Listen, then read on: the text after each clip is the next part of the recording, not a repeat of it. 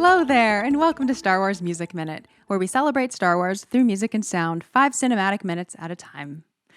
I'm Chrysanthi Tan, and today's episode is based on minutes 56 through 60 of Star Wars Episode 8, The Last Jedi. In these set of minutes, we start with Finn and Rose on Canto Bight, and end with Rey and Luke in the Jedi Temple on Ahch-To. There's a lot of incredible music to explore in these minutes, and since it's just me on the mic today, I actually thought it'd be fun to dig into a brilliant listener question that relates to the minutes at hand, and I think has a lot of substance that we can explore. Before I tell you what this question is, it's actually a 4-part question. I want to invite you to try answering the questions with me as I go along. It's like as you listen to me work through them, because like I've said before, musical analysis and musical opinions are completely subjective. Everyone has their own rubric. Everyone has their own right to feel the way they do about the things they listen to. And questions like, why does this work? And why is this great? Ultimately come down to your preferences, your experiences, and your prior expectations that you come into the film with. But I won't leave you dry with that frustrating non-answer, because something I can do is point things out, direct your attention to aspects of music that perhaps you hadn't noticed before, and help you build some language and clarity to help you make more sense of what you're listening to, whether in daily life or in Star Wars or anywhere. So ultimately, I hope that you have more confidence interacting with music. Again, Star Wars or not. So let's go. I'm excited. This question comes from Owen. It's 4 questions, like I said. So I'm going to paraphrase. This is question number 1, and this will be the most extensive of the questions. So it kind of goes in like a funnel shape, an upside down triangle shape. So this is a big one. Okay, it's about the Canto Bight track. And the question is, when I listened to the track for the first time, I thought Canto Bight sounded unmistakably similar to 3 songs. Ari Barroso's Aquarela do... it's called Brazil. It's a translation because it's a Brazilian song. Anyway, I'm going into too much detail. Brazil, Coconut Mall from the Mario Kart Wii soundtrack, and the Cantina Band. What could a 1940s Brazilian jazz song, a 2008 Japanese video game, and the original Cantina Band song have in common with Canto Bight? I love this question. I love how seemingly disparate these examples are. I love this question because it demonstrates what I call the Spidey sense, which is like the intuition that we get when we're listening to one thing and it feels like it's related to something else, even if we can't explain why. And it's my favorite thing. It's actually how my brain works. Even though I know formal analysis methods, all of my explorations really do start with intuitions, which then prompt me to like whip out the music theory and trace the relationship on paper. Not really on paper, but in my head. So let's see how they're related. We're talking about the Canto Bight track, Brazil, Coconut Mall from the Mario Kart Wii, and the Cantina Band. There's a lot of music clips that are about to come up, so get ready. Okay, the first song, Brazil, is an easy connection to draw because Canto Bight actually explicitly quotes this song, and it's listed in the credits of the Last Jedi soundtrack as well. So here is the clip.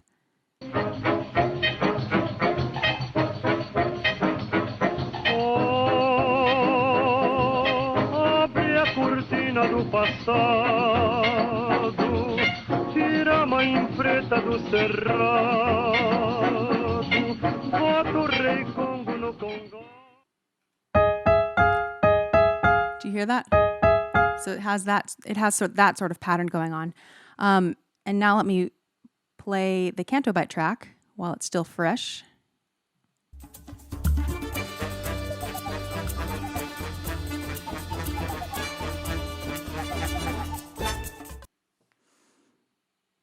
That's a pretty direct quotation, an intentional nod to Brazil. A very famous song. It actually also happened to be included in a Disney movie from 1942, and I haven't seen it, but it's called Saludos Amigos. Let me play Brazil one more time so you can hear the comparison.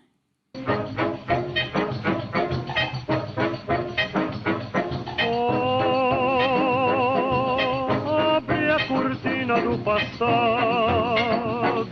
So you're listening to the brass in the background. Voto rei Congo no It's so Congo. beautiful. This style is a subgenre of Brazilian samba that the composer Ari Barroso really led the way in this style. For greater context, this style is considered a more quote unquote sophisticated version of samba, including orchestra, longer melodies, and it was not without controversy amongst more roots oriented samba players. This was basically like samba gone mainstream. And from what I understand, it was actually this song specifically that put Brazilian music on the mainstream international map. But if someone listening knows more about that than me and would like to educate me, I welcome that. Now let's hear the beginning of Mario Kart Wii, Coconut Mall. And as you're listening, try to think of if you feel that Spidey sense as well.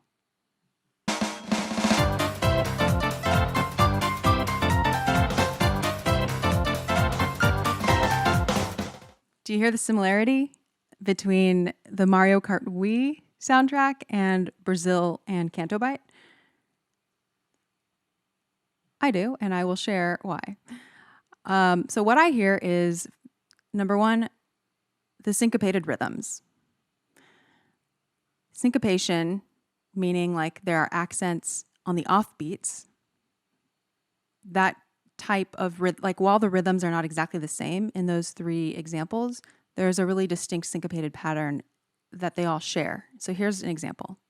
I'm pounding on my chest the straight quarter notes.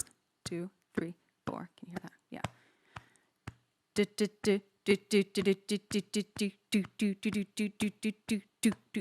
So my do doesn't line up with one of the hits.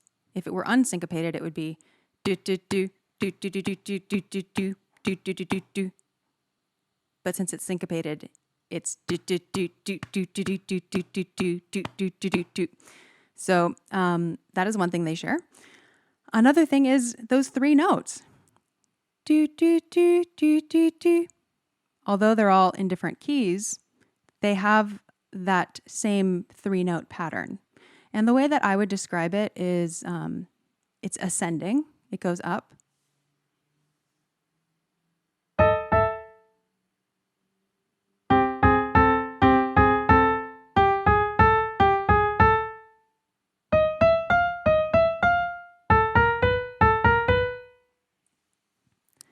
Same, no matter where you do it.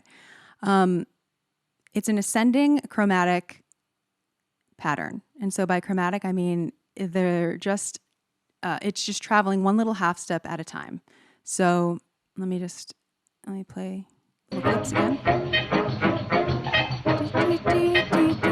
Now.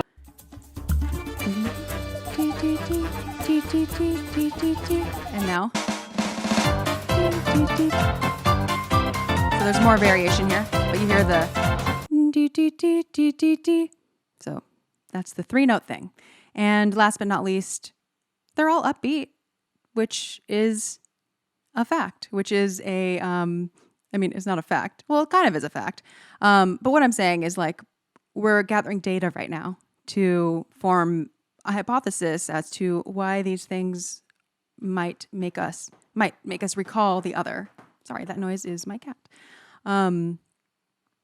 Okay, now let's hear another section of Canto Bight and do some more comparisons to figure out the relationship between these 4 tracks.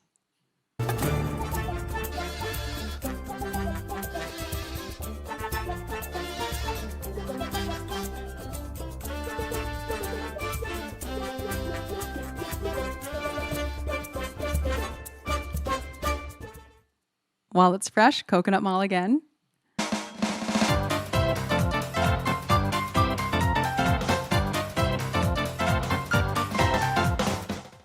In these examples, I pick up on some additional similarities.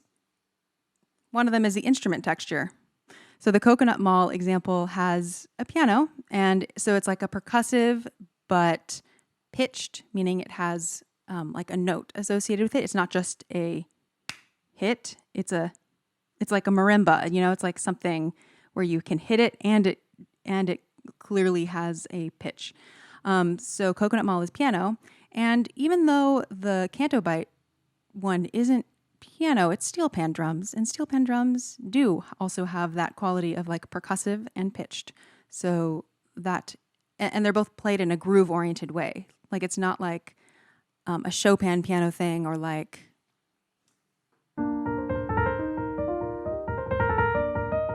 well, that was the worst rendition of Bach I've ever heard in my life. But it's not like a flowy melody that is in the piano. It's strictly a groove, or it's like very definitively like rhythmic and groovy. Oh, that's where that word comes from. So we covered this more in detail in episode 11 with Tyler Hunt, the steel pan drummer from the Canto Bight track.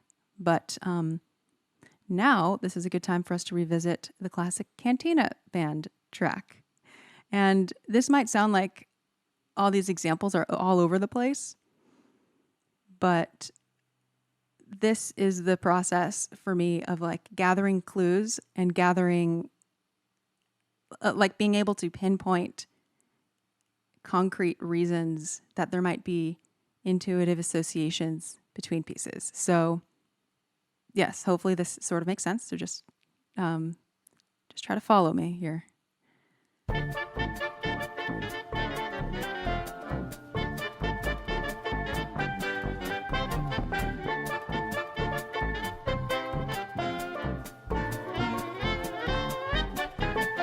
Okay, so what is something about that might fit into this group of 4 songs? One of them, the tempo, again, it's upbeat, toe tapping. I think it's almost the exact tempo of Canto Bight. Let's see.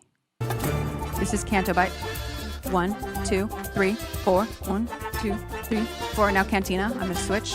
1, 2, 3, 4. 1, 2, 3, 4. 1, 2, 3, 4. 1, 2, 3, 4. This is a little slower. 2, 3, 4. 1 and 2 and 3 and 4. 2, 3, 4. So that is a very similar rhythm. So that is one thing that it definitely matters more than, it matters.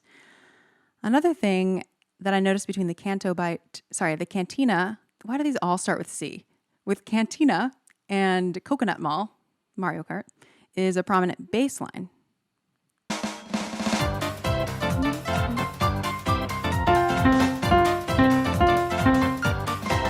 So that's Coconut Mall.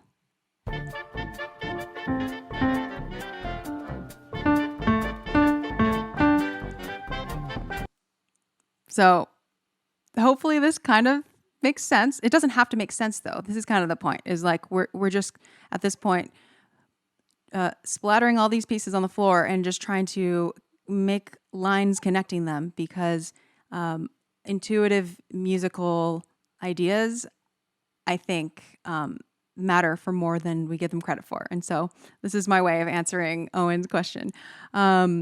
Okay, so far, like, we have noticed a lot of associations, and I'm leaving out a lot more things that I noticed. And because of my particular experience, and because it differs from yours listening, you might have many other things that I don't even notice. But that's a taste. All right, so let's move on. Let's see. Oh yeah, speaking of bass lines, here's the middle section of Canto Bight.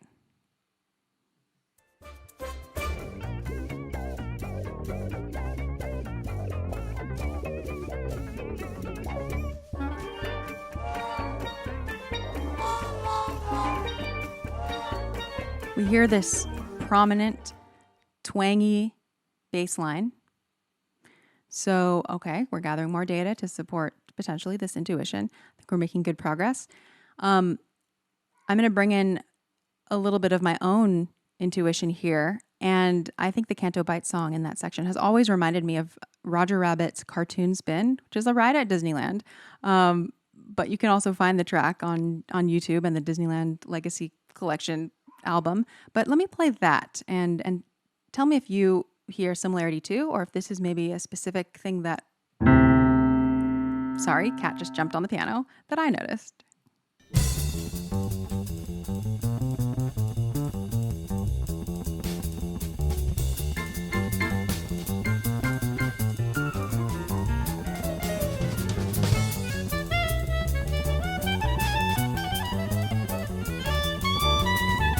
My hypothesis is that what I'm picking up on is not only the twangy bass line, which actually the bass lines aren't that similar, but for me, the intuition felt like, I don't know, when I first heard the Cantobyte track, I was like, I swear this is the same thing as Roger Rabbit's Cartoon Spin. And then I listened to Roger Rabbit and it's not the same thing, but the feeling was so powerful. So this is why I decided to explore it. It's mostly that the sound of the twang is really similar. Another thing that I think makes me associate those two tracks is that fast improvisatory clarinet solo that we just heard in Roger Rabbit. Cantobyte, I'll play another section of Cantobyte that correlates to that.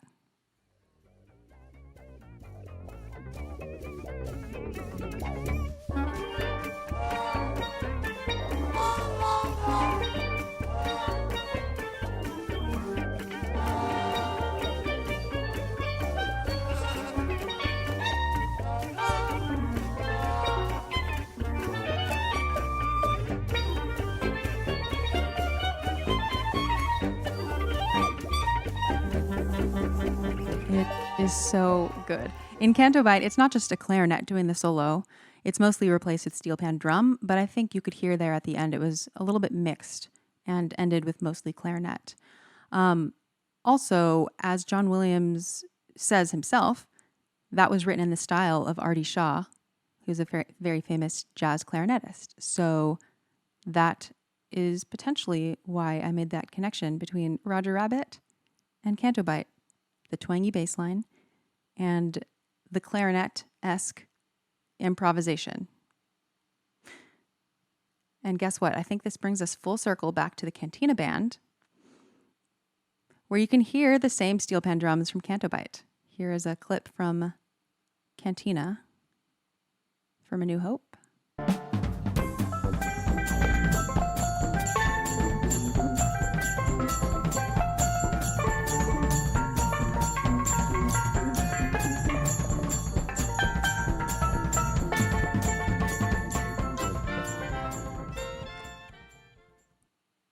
So the Cantobyte track was the first time we've had steel pan drums in a Star Wars since A New Hope. Thus, the existence of them in the Cantobyte song and in the Cantina band song is a very specific connection. It's not like hearing violins in one piece and hearing the violin in another one, because that is just so common. It wouldn't really, raise our, what's the phrase? Raise our hairs? No, I think that's a different idiom. I'm bad at idioms. Wouldn't really spark it wouldn't really cause us to think twice. That's a safer one. So I'll stop right there with answer A, but maybe I'll play all 4 clips again really quickly.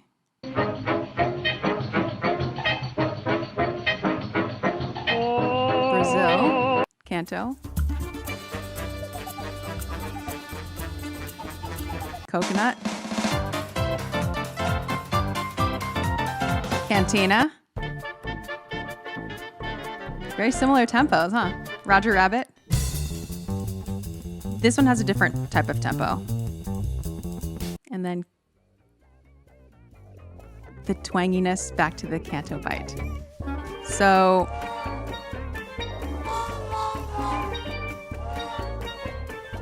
it's hard to stop this clip, but I'm going to stop it now. Okay, and done. Okay. I hope this gives you a better idea of how we can start with an intuition and then just start really grabbing at details that we notice and trying to mix and match them with the other pieces that we feel an intuitive connection with. I think starting with an intuition and then pinpointing details can really help us form a hypothesis about what connects one song to another. Actually, I have one more bonus example And it's from a passing comment that Pete the Retailer made on Last Jedi Minute 55, John Wayne's Will, with guest Ralph Atanasia. I'm going to play this clip because Pete mentioned something that reminded him. Well, I'll just play the clip. The music in this scene is a new Cantina type song. Mm-hmm. And go ahead. No, you go ahead because I want to. No, please. I interrupted you. I have an issue with this song. Issue tip. In that every time I hear it, I think it's going to be the song "Bananas and Blow" by the band Ween, because that has a similar kind of like marimba, like dee dee dee dee dee dee dee, and it's like a Jimmy Buffett takeoff kind of a thing. And Let's hear a bit of "Bananas and Blow" by Ween, and see what we think.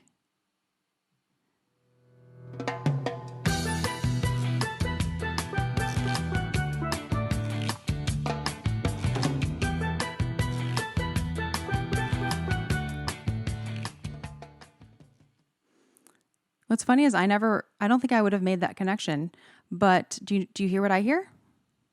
Steel pan drums?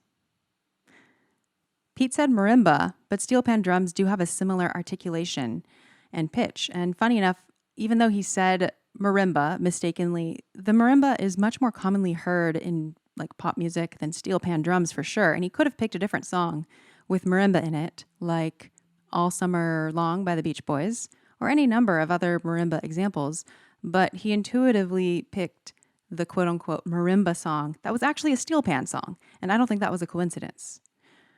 I'll also note, not to put him on the spot too much, but off the top of his head, he also sang that Bananas and Blow clip do do do do do do in almost exactly the right key of the actual recording.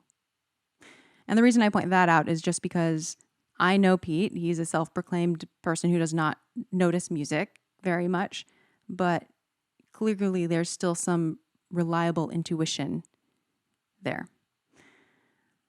Musical intuition is like the Force. We can all feel it a little bit, but some people just train it and use it more. Let's move on to question 2. I'm really curious if any of that made sense to people, or if it was like listening to a person make a bunch of disparate connections. Do let me know, please. Please let me know. All right, question 2. And the rest of these questions will go by faster now. The question is, why does the Cantobyte track sound a little bit silly? Owen asked, what instrument or techniques are used to get such a strange alien sound? And so conveniently, here's a clip of Tyler Hunt, the steel pan drummer from the Cantobyte, to share his insight on that question. So basically, they did a bunch of stuff to make it weird. The horn players had a bunch of weird mutes, and they even had like kazoo mutes and stuff that they were putting in some of their horns. I think there were some parts where some of the woodwind players were just straight up playing kazoo. And they had like this old tack piano, and then like I think a prepared piano a little bit. And then there was a guy who was playing mandolin and a bunch of other small little instruments like that. And he had it all like detuned and like messed with so that it sounded like all funky and off. And the bass player had all these effects on his bass that kind of made it all like wow, wow, wow, wow, wow, kind of like this weird wompy kind of alien sound. And then there was a whole smattering of percussion stuff that they had there. And some real legends playing. Paulinho de Costa is a Brazilian guy who's played on like everything, and he had like this whole setup where he has like all these like little tiny like little wood blocks and all little miniature bells and all this stuff, and he plays like these kind of cool tiny little setups. Alex Akuno was there, well known Peruvian Latin percussionist. So it seems like intentionally playful instruments were very much part of the setup. He mentioned weird mutes in horns, and what that means is basically the open part of a horn, putting stuff in it, like literally putting stuff inside. Like, I don't know, you could put a sock in there, you could put a traditional mute in there, and it's to prevent all of the sound from coming out of the bell, the opening. So they're putting weird things in there, which would manipulate the sound coming out. He mentioned kazoos, which I think they're very well heard. Tack piano, a prepared piano. What that means is when you open the hood of a piano, it's not called a hood at all, but when you open the top of a piano and you, again, like the mute, you literally put stuff in there. And because you're putting stuff on the strings of the piano, when you make a piano sound, I can't do it because I have a digital piano. But if you have something in there blocking the string from vibrating all the way, you might get a buzzy sound out of it, or you can get a really shimmery sound. There's a whole practice of prepared piano. And if you're interested in that, I mean, I won't go on a tangent about that. Prepared piano is really cool. It also makes things sound not like a traditional piano. Mandolin, other small instruments, detuned, so they sound purposely out of tune. A lot of the electric bass wah wah wah stuff. And yeah, all those auxiliary percussion, I think that is definitely a smattering of non-traditional instruments that were used to achieve that sound. I also want to play another clip, another thing Tyler shared with us about the process, because I think it also matters too. But it was really cool to see the process because it was there was a lot of room for interpretation of the percussion. So they would kind of like just go for it and then kind of stop and be like, well, I don't know, what about this, da da da. And then they would go and have a little meeting in the control room, and John Williams and Polino de Costa were just like, oh, I love you. No, I love you. Let's do this. Okay, great. And then they would go back and, try something a little different. And it was really cool. That sounds like a lot of fun. That sounds not like... So we know for a fact that the recording sessions themselves were a lot of fun and really just big opportunities to explore different ideas and bounce off of each other, check out different grooves and test stuff. And sometimes that playfulness, I believe, really shines through and makes for unexpected surprises in the music. So, Owen, I hope that gives you some insight into that question. Question number 3, and listeners, this is a big chance for you to weigh in with your own opinion, please, is Owen asked, I would think initially that such a goofy sounding song wouldn't really work given the setting, and that something more classy sounding, like the second Cantina Band song, would work better. But somehow the tone of the music still works. Could there be any reason why that is? Gonna be honest, I don't know. I can make some tentative guesses, but I can't musically prove why one thing even sounds classy or fitting for a particular scene. This is really subjective. So since I want to give a potential answer, here is what I am working through in my head so far. Okay, you don't have to agree with me, but this is from my point of view. I think that since this is our first time experiencing Cantobyte in the film, it works because it's simply what was done. For the most part, we don't have preconceived notions about Cantobyte when we're watching The Last Jedi for the first time. And so the music is something that helps build that world for us. Thus, as newcomers to Cantobyte, how could we already judge whether the music does or doesn't fit? It just is. We're the newbies. We just accept what Cantobyte gives us because we're still learning about Cantobyte.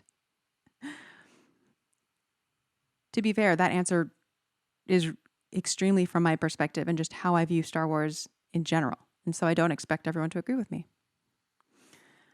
As a sidebar, I consider Cantobyte to be at least partially diegetic, meaning that it exists in the world, it exists on Cantobyte, and the people on screen can hear it. And I believe this because when Finn and Rose step out onto the balcony to have a chat, the music can still be heard through the doorway and it's muffled, which indicates that it's still playing loudly inside the casino. If you haven't caught that detail, I recommend checking back on it because little things like that give us clues about the musical world of the places we visit. And I think that is always a delight in Star Wars. More diegetic music, I would love. Last but not least, Owen's final question is another big picture one that I'm absolutely throwing right back at you, listeners. Owen asks, so much of the diegetic music in Star Wars seems like it's full of jazz, funk, and R&B influences. Are there any reasons why these kinds of music are suited to the in-universe music of Star Wars, while the film score is more classical? I'd assume that because the genres listed above were developed in the 20th and 21st centuries, they might seem more relatable. That's a wonderful question. I mean, I have to throw it right back at you. Like, what would you rather hear if you're at a cantina? Would you rather hear jazz and funk, or would you rather hear a classical score?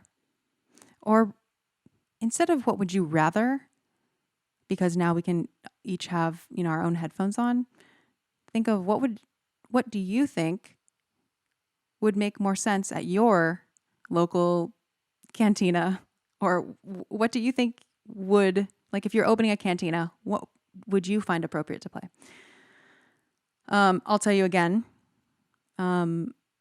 that I want to hear your answers, especially if they're different from mine, because I'd love to read some of your responses on the show, what you think of that question. I do have more of an answer that I can share that is something I'm mulling over in my head.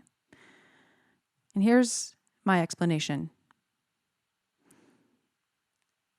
Each type of music, the diegetic, jazz, and the classical score, is intended for a different audience.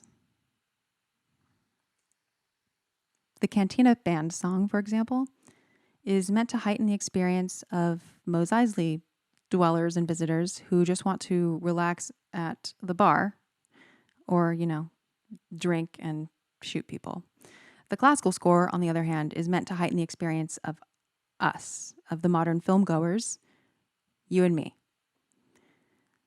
The score in a film is a formal narrative device, just like cinematography, and it directs our attention to the places that the storyteller wants us to pay attention to. The aliens on screen, on the other hand, are just listening to their own music informally, and they, unless they break the fourth wall, they are not aware of us watching them live their lives.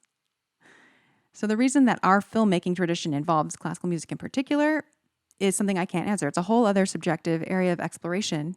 It's not that classical music isn't definitely the best, but it's more that because we're so used to it and so many movies have this sort of classical sound, that is the musical narrative language that we as movie fans are primed and most accustomed to understanding. And so that makes it the safest choice for many productions, in the Western world at least. To bring it back to how we started this episode, it is just so hard to legitimately answer questions of suitability and what makes something suitable because music is experienced subjectively. And no amount of theoretical, musicological proof of concept can fully explain why a person just likes something that they like. That's about all I have for today. Keeping it short. Thank you, Owen, for that wonderful 4-part question. Listeners, if you want to ask a question, you can tweet me or send me an email. All the details are in the show notes. But before we end, I will tell you where we are on the soundtrack, since that is something I do want to keep track of. So we are on the track entitled Canto Bight. And sadly, the moment after Canto Bight, which is with Rey doing lightsaber practice, that is not on the soundtrack. It is a musical cue that is just in the movie, and there are lots of those. But if you like Rey and Luke's themes in general, then you can also check out the Octo track and The Rebellion is Reborn. Let's see. I don't think there's any other tracks I missed, but in case you missed it, I was the guest on Star Wars Minute podcast this past week. So if you'd like even more nerd discussions about minutes 56 through 60 of The Last Jedi, and not necessarily about music, you should check that out because Pete and Alex are awesome and their show is wonderful and it was a really good time. And I don't repeat any of the same information that we discussed on this show today. That would have been really weird and intense of me. Not that I'm not weird and intense to begin with. But anyway, thank you to the 9 people who rated this podcast on Apple Podcasts. And if you feel inclined to leave a review or a rating, I would appreciate it. Even more, I would love if you shared the show with someone who loves Star Wars music. But yeah, that's it. I really hope this episode made sense. Let me know. Let me know if you have other associations between tracks that you want me to investigate, because I can. And I can help you figure out how to investigate it for yourself too. All right, I'm really done now. See you next week on Star Wars Music Minute.